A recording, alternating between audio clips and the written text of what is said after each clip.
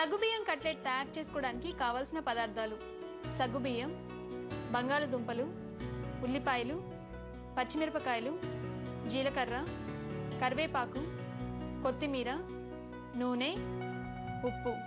Garnish కోసం ఉల్లిపాయ ముక్కలు.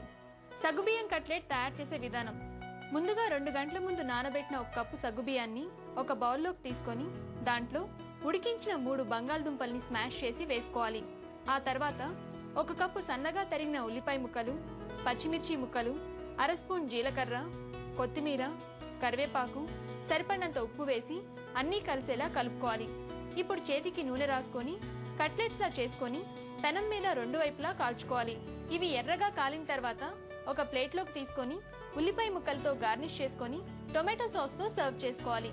అంతే, ఎంతో టేస్టీగా ఉండే సగ్గుబియ్యం కట్లెట్స్ రెడీ.